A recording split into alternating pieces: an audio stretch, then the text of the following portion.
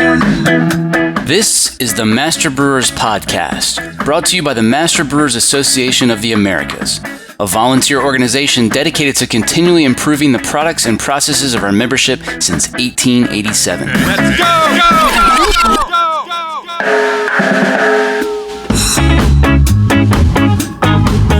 Master Brewers brings you interviews with the industry's best and brightest in brewing science, technology, and operations.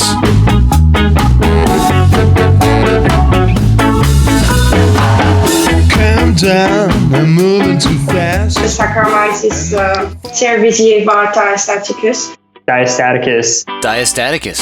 Diastaticus. Diastaticus in your brewery.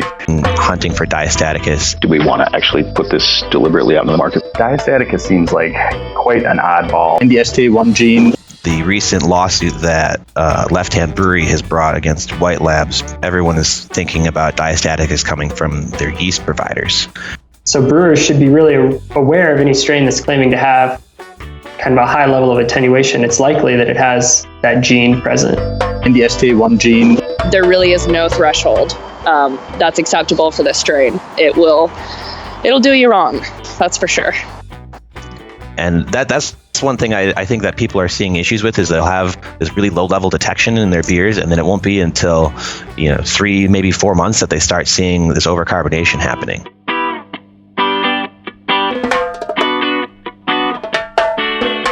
Welcome to part 2 of Diastaticus. The conversation continues with a wide variety of perspective from brewers, yeast suppliers, and independent microbiologists. We dive deeper into detection and hear how yeast suppliers work to prevent contamination. You'll recognize voices from last week and hear some new ones too, all right here on the Master Brewers Podcast. Yeah, I mean, I think what's most interesting to me is that a lot of these craft brewers, they want to be able to use a wide range of yeast. So they don't really have a house yeast. They want to be able to brew, with a extra special bitter yeast and with a American yeast and then with some kind of saison. And it makes all their beers a lot more authentic, a lot more kind of artisanal. And they don't all taste the same. But the problem they run into, and they don't all taste the same. But in a lot of ways, you're playing with fire, because if you have a house yeast strain and your cleaning protocols aren't awesome, your beer is just getting infected with your house yeast, and there's no problem. But now, if you're using French saison or one of these other yeasts that has that gene present, and you have any crossover, now you've destroyed every other beer you have in your house. And so people have to be a lot more stringent with their cleaning practices now as they begin to kind of essentially play with fire by using these other yeasts. I'm Matt Linsky. I'm the manager and lead microbiologist with Brewing and Distilling Analytical Services.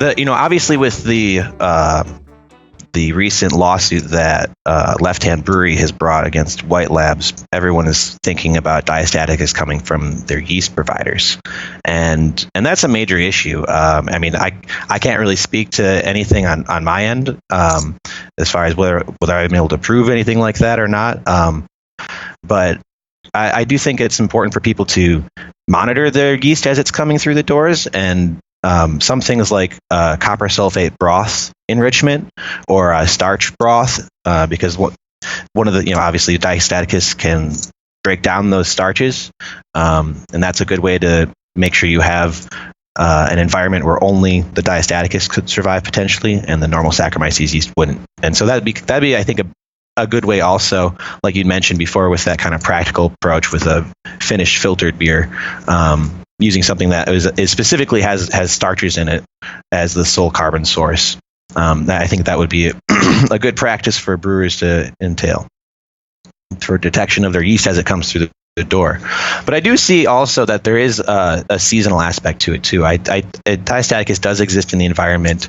It's not like it's only coming from these yeast providers if they are able to prove that that's what's happening. And so we have seen a little bit more of a drop off now that we're getting into the winter months, because obviously those yeast aren't hanging around in the atmosphere as much, and people's production slows down too at this time of year. But I think as far as detection goes, really the proof is in the pudding, and I think you kind of have to buckle down and get the PCR work done if you want to find out that that's what it really is. There's been some confusion about the actual assay and what's identified, I think. So one thing to kind of clarify, the Diastaticus as an organism isn't just like a single strain, much like Saccharomyces cerevisiae has English ales, Belgian ales. There's many different sources, many different strains, even of yeast that are Diastaticus, quote unquote. And the assay that we're running is looking for glucoamylase genes. So these are genes that are breaking down those sugars.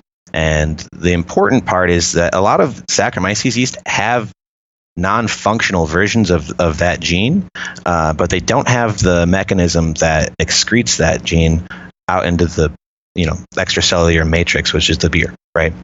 And the fact that Diastaticus does have that is what is causing those sugars to get broken down, so the yeast itself can take them up, and other culture yeast can take up those sugars too. It's kind of an interesting mechanism that that Diastaticus seems to be trying to break these sugars down, regardless of whether it gets to consume them or not. How about the argument of whether or not Diastaticus is sometimes coming in from cultured yeast from a lab versus being picked up in the brewery environment? And I'd love to hear your thoughts on that, and then I'll tell you a little story that I have about it.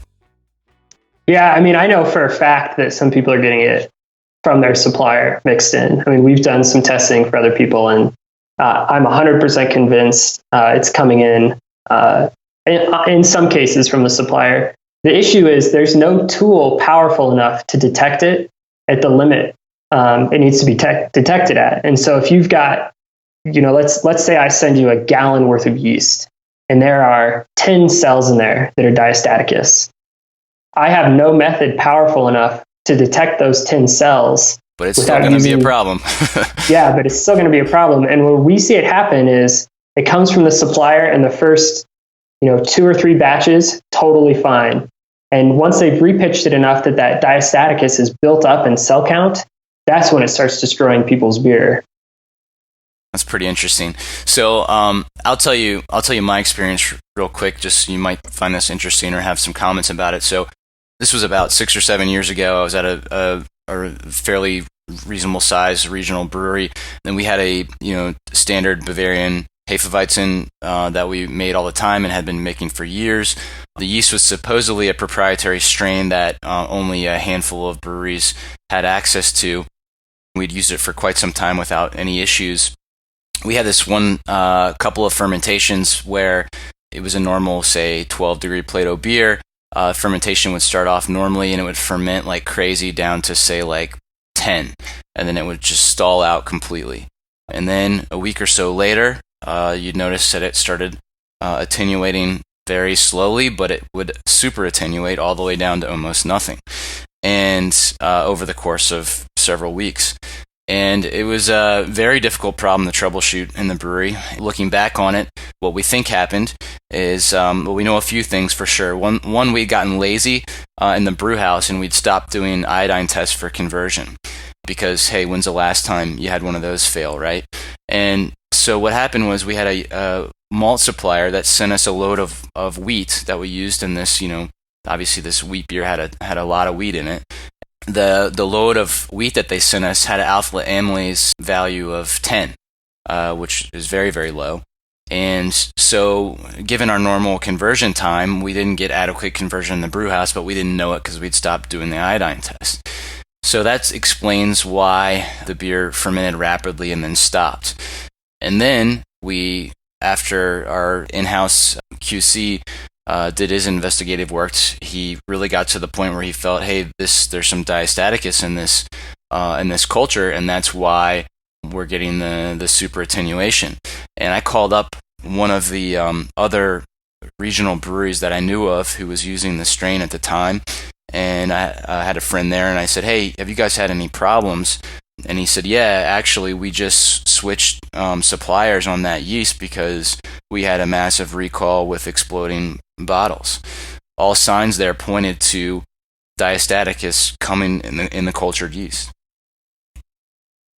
Yeah, I guess I'm not surprised. I think yeah, I'm not surprised. I mean, I don't want to say anything bad about anybody else in the industry. So. Yeah. No, I hear you. That's not the point of it, but it happens. Well, why don't you talk for a minute just about the challenge, from the perspective of a yeast supplier. Obviously, all yeast suppliers have their hands full with a very great challenge of preventing that type of contamination, as they're, you talk about playing with fire, you guys are processing, a lot more different yeast strains and playing with a lot more fire than we are in the brewery. So what are some of your internal procedures in terms of QA, QC to, in production and packaging of your yeast to really avoid cross-contamination issues like that? Yeah, that's a good question. So kind of the first thing is we've basically got our lab split into two sections. And so anything that produces some kind of a phenol or any kind of like obnoxious off flavor and Brettanomyces, that's kind of all isolated to one half of our facility. And the other half is where anything clean is produced. So we try and separate all of our equipment so there's no crossover. And then we do just a bunch of plating. So we plate stuff on wort auger, just basically to see in a culture what all is going to grow in beer. HLP for Lactobacillus and Pediococcus, LCSM for wild yeast. It also usually grows Diastaticus pretty well on LCSM. And then Lynn's wild yeast media. And that kind of gives us a really good idea of what all is present in that culture. And then at the end of the process, we also do testing for Brettanomyces and Diastaticus via PCR. But the issue is the power of those tests, once again, are not powerful enough to detect a super low level contamination that might end up hurting a brewery that's repitching their yeast a handful of times. Sylvie, you mentioned that you're open to discuss the internal procedures in terms of QA and QC of production and packaging for yeast at Lallemand to avoid cross-contamination. Yeah, and I would leave that to the QC manager again. Yeah, no problem. I mean, one thing is detect Diastaticus in a beer, which is relatively easy. But to detect a small concentration Diastaticus in a huge population of other yeasts is much more difficult. And that's where we, still developing methods, but I believe we have found a couple of good tools. So what to start with is just separation in production. That makes it a bit safer, the whole thing. So we are not producing the Belle Saison, so the Diastaticus yeast at the same time or as we produce any other yeast, and we will have separate locations as well. So there should be no cross-contaminations. The other thing is, in terms of detecting, we're looking for the SDA1 gene, but as I said, this is limited. We're looking into this qPCR that I mentioned, but the problem with these methods is that you're only looking at a very small quantity. Yeah, so you're preparing your DNA extraction, and then you just take a couple of microliters to test, and you must be lucky if you want to detect really a small concentration of this Diastaticus. So one thing we do is kind of an over-attenuation test. So we have two approaches. We just do a regular fermentation in either soluble starch or in completely attenuated beer. Commercial beer could be, I don't know if I can name one, Budweiser, for instance. And we're just inoculating a high quantity of yeast and then using a shake flask and measuring pressure production over time. So this can be either done with an ANCOM system. So you can do there 1 liter shake flask, and the system measures actually gas pressure produced over time. It's connected with a computer, and you get a nice curve, so you can check if there's any gas production there. Or the simpler test, probably for breweries, is the classical Durham test. So we have a reagent tube and then another smaller tube upside down in the thing. And again, you fill it with soluble starch or your over-attenuated beer, and incubate that at warm temperature and see if you can see any gas production within that tube that is upside down. So that's another quick way to test. So it's a mix of QA and QC. There's a lot of precautions being taken when we produce not to have contamination, and then there's a lot of verification and tests that we do after production to make sure that it was absolutely clean. It's clean. Yeah. It's a combination of both. Yeah, and just want to add one thing. There's also selective media, and this is also published in a lot of these chat rooms and papers. People say that the LCSM, so Linz cupric sulfate media, or any cupric sulfate media would work. The problem is that some of the beer strains, they can grow on that as well. And that's why for certain strains, it's possible. For other strains, you might get false positive results there.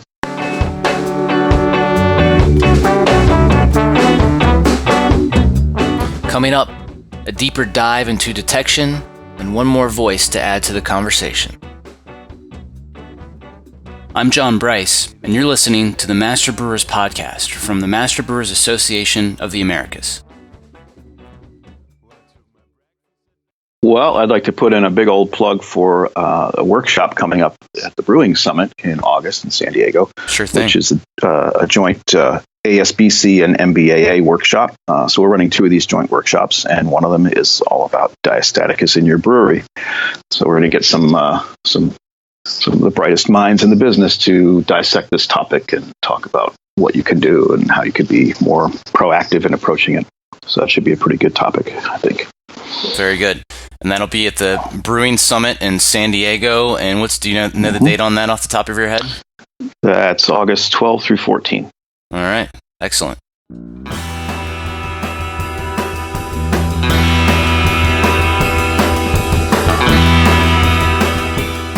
Here's what's coming up on the Master Brewers calendar. Don't miss the Draft Line Cleaning Best Practices webinar January 16th. District St. Louis meets January 18th at Anheuser-Busch InBev. District New England meets in New Hampshire January 19th and 20th. The 2018 District Ontario Technical Conference is January 24th through the 26th in Niagara Falls. The District St. Paul Minneapolis Scholarship Fundraiser is January 24th at Indeed Brewing. District Northern California holds its technical conference February 2nd at Sierra Nevada and Chico. The District St. Paul Minneapolis February meeting and scholarship drive is February 8th at Surly Brewing.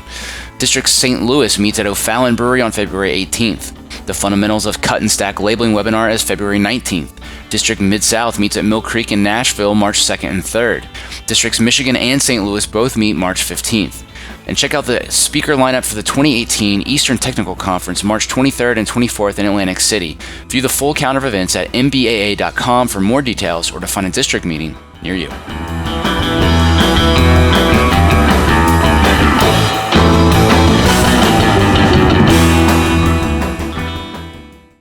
Now back to the show.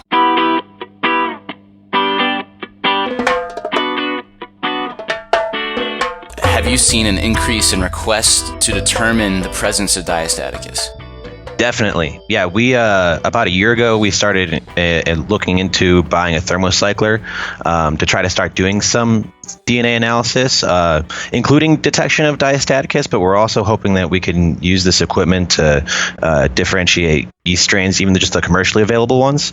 And at the time, Diastaticus was kind of getting tossed around as like a buzzword, it seemed like, and so we definitely were happy that we were able to, kind of jump on the train and be able to do some testing for people. But yeah, definitely, even over the summer, as more and more people start to realize that we're offering that testing, we've been getting a lot of questions about it. And it seems like anytime yeast contamination comes up in conversation, Diastaticus gets mentioned.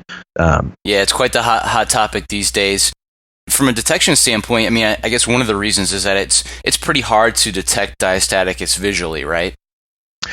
Yeah, so Diastaticus has more or less the same colony morphology, same cell morphology as a normal Saccharomyces yeast, and even some of the Saccharomyces yeast out there that people are using, I think Bell Saison is a notable example, are considered Diastaticus positive. And so, yeah, trying to do things visually with some of the media that are out there is difficult. So I guess I'll talk a little bit. I am still doing total plate counts, and I think that's probably something that a lot of other people out there are doing. And you can get some differentiation with the media that are out there today.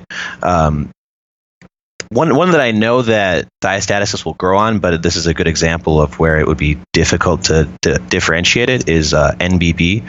It's really good German design media made specifically for beer spoilage organisms, and it's got a phenol red, which is a pH indicator, so you can differentiate if acid is produced or not.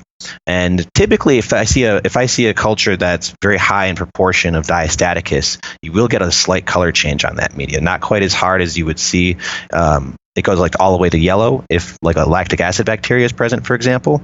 But you do see some slight color change from the kind of normal, almost cardinal red that it appears. The two other media that I think are worth noting, I think a lot of people are aware that Lin's cupric sulfate media is good to use for Diastaticus.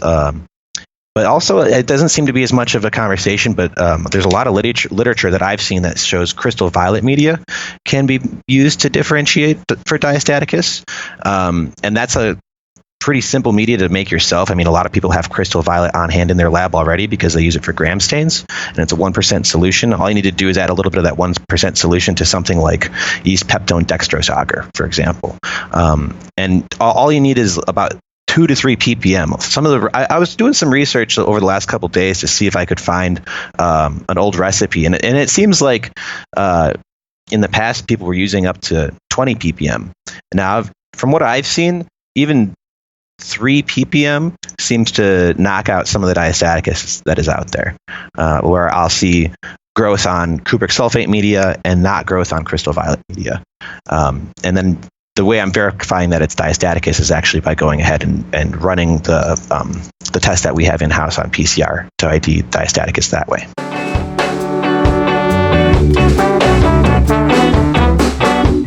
I don't know if you noticed on Ask the Brewmasters, David Henderson, who posted there, he had an interesting practical approach for the brewer that doesn't have PCR or access to other detection methods. And he said their principal detection tool was to basically dose a suspected infection into a sample of beer that's already been filtered and see if they could get a fast fermentation on those remaining limit dextrins. I thought that was a kind of an interesting quick and dirty practical approach. Yeah, I think I like that idea. You know, if you've got something that shouldn't have any other yeast present and is finished fermenting, that's obviously the big problem with Diastaticus super-attenuation. So that does seem like that would be a good go-to method. But I guess my thought is depending on the actual relative level of Diastaticus there, you might not get results very quickly. And that's one thing I think that people are seeing issues with, is they'll have this really low level detection in their beers, and then it won't be until 3, maybe 4 months that they start seeing this over-carbonation happening. But that is one thing Allagash had said. They gave a presentation about doing some hunting for Diastaticus, and I mean, if anyone who's packaging, should pretty much be keeping some of these packages for QC protocol down the road anyway. But monitoring your alcohol concentration and the CO2 concentration over time is a very good way to just kind of, it's not quick and dirty at all. It's just kind of, you have to wait for the actual growth to happen. But just monitoring CO2 levels in your finished packaged product, making sure those are consistent, is a really good way to check to see if you actually have something growing. Yeah, that packaged beer library takes up a lot of space, but it sure is nice to find out about a problem and get ahead of it before you hear about it from a consumer. Yeah, absolutely. My name is Wade Figaro, and I'm the microbiologist at Founders Brewing Company. Well, I'd say that it's not something that I routinely come across in breweries that don't have a problem with it. So a lot of the bacteria that can spoil beer, they are all over the place in the brewery. They come in on us, and whereas Diastaticus seems like quite an oddball, and I haven't really picked it up in a lot of environmental swabbing and air sampling, like in drains or in barrels, on barrels, in sort of dirty parts where you would traditionally see wild bacteria like lactobacillus and pediococcus. So I would really take a look at cultured yeasts that are coming in, things that Diastaticus may come in with. So be sure to screen yeast that's coming in, or certainly anything that you're putting into the fermentation process after your boil there, because that would be the most likely way or vector for that to get into your system.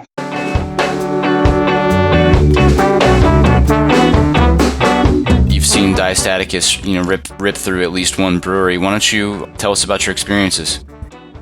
Sure. Yeah. Well, I can't give a whole lot of details about the specifics there, but it was something that I saw in a strain that we didn't use a whole lot in the brewery, and this was a strain that had a lot of Belgian characteristics and flavors, and my predecessor at this certain brewery in the laboratory had played around with this organism a little bit, and had told me that it did grow on some media that it shouldn't, and that was normal. But it turned out that what we were seeing was Diastaticus, a spoilage organism, and it tended to increase in magnitude after generations. So, throughout the process, we would harvest this yeast, and it seemed like it did go through some concentration step ups during props there.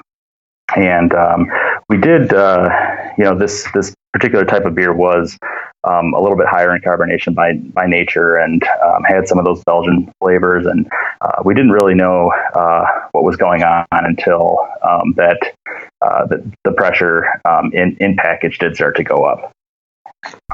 Now, how did you find out about it? Did you notice? Did you have exploding packages, or did did someone report the over-carbonation, or what happened? We started to see it in our shelf storage samples. So we would, take samples from every package run, basically, and full store it, warm and cold.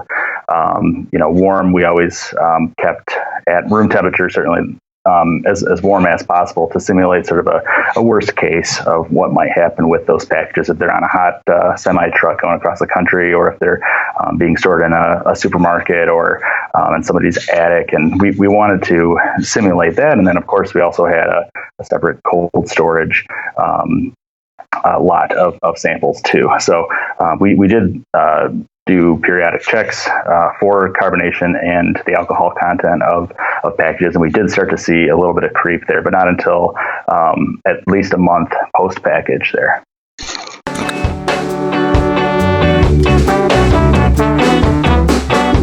As the microbiologist here at Founders, it's a challenge for me to use the data that I have to help the higher ups here in the company make action, or take action if it's needed. And one challenge that I know that a lot of people are probably dealing with is how to look at the data.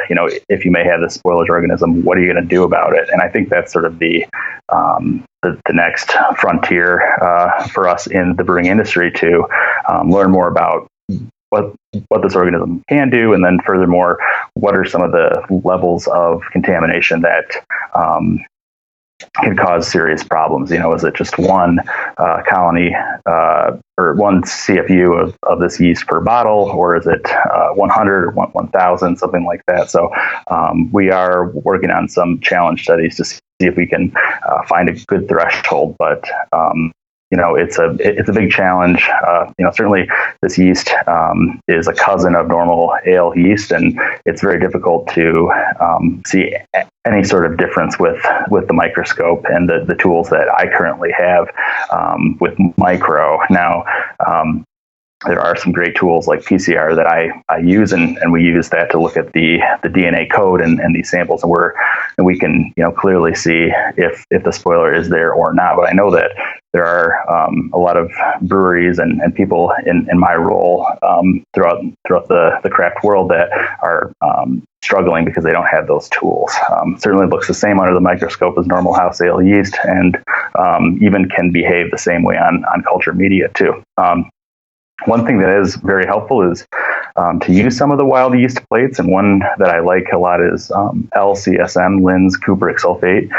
And that is a sort of a light blue agar that has copper sulfate and knocks out most Saccharomyces, and certainly it should knock out house ale and lager yeast strains. And traditionally it's used to look for non-Saccharomyces wild yeast like Brettanomyces and that sort of thing. But I don't quite understand the mechanism, but Diastaticus, most of the strains can grow, and because they're Saccharomyces, they grow fairly quickly. So they can be detected in as quickly as 3 days with that plating. But one thing that I learned earlier this year, maybe late last year, was that there are at least 2 documented strains of Diastaticus that do not grow on LCSM when it's prepared according to the directions there. So it's a great tool to use if you don't have PCR, but you kind of are flying blind for a couple of those strains out there too. One of the things that's been most difficult for me is actually identifying yeast at the strain level. The only real definition that we have for these different strains is what's provided in the product details from the different yeast providers, but practically there's not really many good tools for it. And it does seem like full genome sequencing would be the thing to do, but that's probably still 15 years down the road before it really gets to be affordable for the general brewers. Well, I'd like to put in a big old plug for a workshop coming up at the Brewing Summit in August in San Diego. Sure thing. Which is a joint ASBC and MBAA workshop. So we're running 2 of these joint workshops, and one of them is all about diastaticus in your brewery. So we're going to get some of the brightest minds in the business to dissect this topic and talk about what you can do and how you could be more proactive in approaching it. So that should be a pretty good topic, I think. Very good. And that'll be at the Brewing Summit in San Diego. And do you know the date on that off the top of your head? That's August 12th through 14th. All right. Excellent. Like everyone else did. Count down. 130 years ago, Master Brewers was built on the concept of brewers helping each other out so we could all make the best possible beer. That's still true to this day, and it's where a lot of the camaraderie in this industry originated. Master Brewers' award-winning Ask the Brewmasters is the best place to go for troubleshooting, where you'll find the industry's only discussion forum that's moderated for technical accuracy by a team of experts. See what everyone else is talking about at community.mbaa.com. United, we brew. Well, I can't get stuck, I can't be losing too much. Did you enjoy today's episode? Would you like us to keep making more? If so, there's a really simple way you can let us know. Subscribe, rate, and review the Master Brewers Podcast on iTunes, Stitcher, or wherever you get your podcasts. Too much, and then I'm headed